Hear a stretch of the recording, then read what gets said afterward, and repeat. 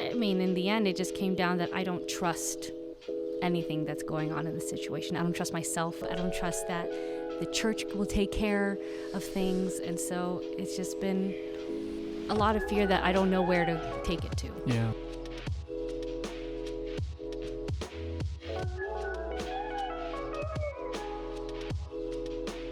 In times like these, we are worried about so many different things. How am I going to put food on the table? How will I make rent? When can I see my family?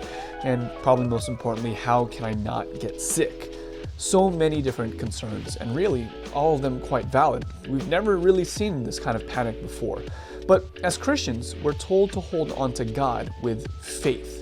Nina is a creative freelancing friend of mine who works hard and seeks projects to help make ends meet.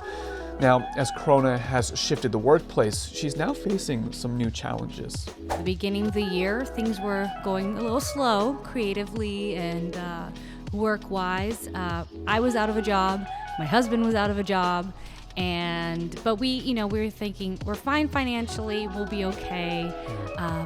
I'll get projects, things will come up. He works in healthcare. There's going to be jobs. Just take some time. Right. So we really enjoyed our time together, just relaxing and taking our time, playing a lot of games and just traveling. February, things started to land better. He got a job. I was getting projects. I was getting consistent projects. I was getting good work that I was excited about. And then come March, Corona hits and my projects are gone. And my husband's health insurance hasn't kicked in yet, so we don't have health insurance still. And so we're like 6 feet away from each other. Exactly. Gotta keep our distance. I can't get tested. Anyway, so it just felt very unstable for career-wise. We have financial stability for now, but I don't want to depend on that. And I'm not even necessarily worried for us, but I worry for everybody else. I worry for my family. I worry for my parents. I worry for, distant friends. I worry for my creative friends who are also in film, who do more production where you need to be on site. Yeah.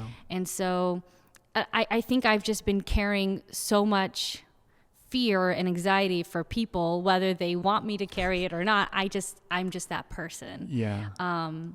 And then I bring it home and my husband is, battling it out one by one. It got so bad at one point, my anxiety and my stress, I was in tears, and my husband just stopped me. He's like, "Where's this coming from? Why are you championing like all these causes? Why are you taking on all these things?" And I mean, in the end, it just came down that I don't trust anything that's going on in the situation. I don't trust myself. I don't trust my husband, and I don't trust his job. I don't trust that the church will take care of things. And so it's just been a lot of fear that I don't know where to take it to. In these unstable times, it's really hard to depend on anything. This pandemic has shown us that really nothing is protected at all. Not all of our jobs are considered essential. Our health can easily be compromised, and our schools, well, they're closed among so many other things. Nina's normal disposition is an anxious one, but now it's even more given the circumstances. It has been this kind of like tightrope scenario where I'm walking this fine line on my little bit of faith that I have, but either side, like, any kind of slip, I'm gone. And it's not to say that like my religion is gone or my faith in the community of faith that I'm a part of is gone. It's just I'm holding on to this one thread of rope that I have, and I'm wondering, can I actually trust this or not? Is this gonna... What's the this that you're wondering you can trust?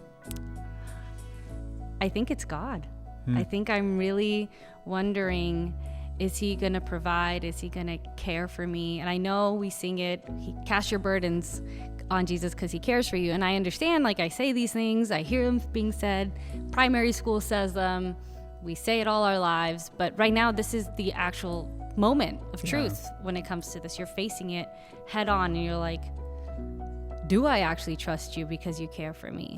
These are questions that we've all faced at some point in our journey. Will God come through for me? Will he provide for my needs? Can I even trust him? While Nina is preoccupied with these questions, the good news is that God has been working in the background, completely unbeknownst to Nina. I think because I'm a person that struggles with trust, that struggles with faith broadly, God's been very patient with me.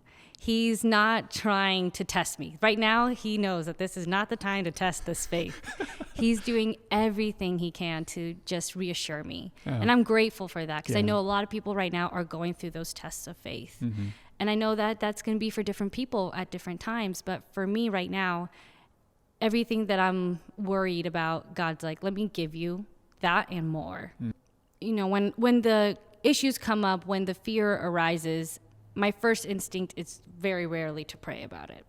When I'm panicked, I'm like, what's my backup plan? What am I going to do? What am I going to do? And then, you know, lately God's just been beating me to the line. He's like, I've already resolved it for you. Wow. I've already taken care of that. And so as I'm scrambling to figure this out, I realize like, oh, it already got taken care of. And that's when my prayer, like, that's the first time I pray about it. Wow. I pray, I'm like, oh, I'm sorry that I didn't come to you with this, but I'm so grateful that you resolved this, that this is taken care of. Yeah. And so my prayers have just been prayers of gratitude this whole time. I've not had to ask for anything. And it's just been a really, I don't know, a period of anxiety, like I said, but it's also been a really good period of gratitude. Yeah. Every need has been met, and I know that there's a lot of fear, but I think God is actually shielding me from a lot of that fear. We all have times in our lives where we can reflect back on like, oh, this is how God came through for me. And I've always loved other people's stories for that. And I don't think I ever had a story that was like super specific that I could use in the past. But I'm realizing that this is becoming that story for me in the future, so that I say, yeah, during coronavirus, you know, all this thing, but this is the story that I'm going to be able to use in the future to say, like, I can reflect on this, because this is the time that I've honestly have had no control. Yeah. Like, this is the most out of control I've ever had in my life. Yeah.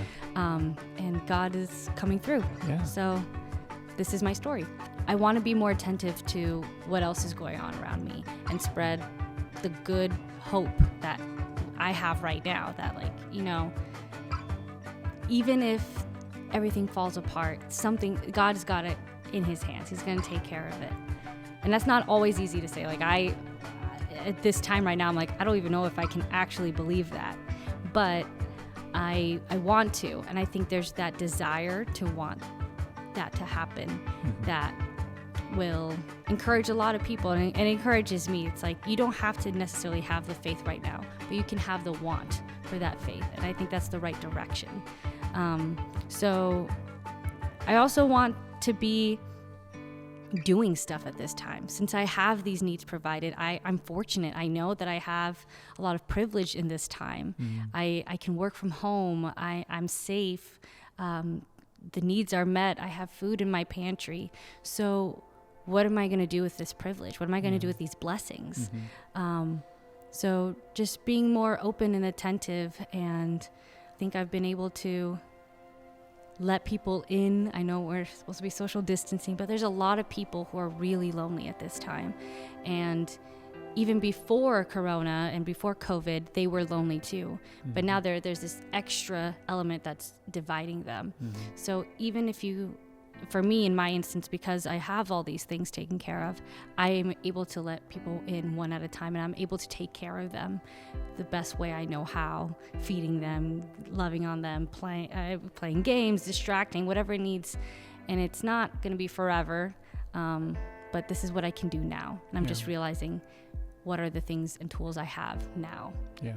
Nina shares some really good insights here. We may not always feel like we have the amount of faith that God requires, and yet God works with it.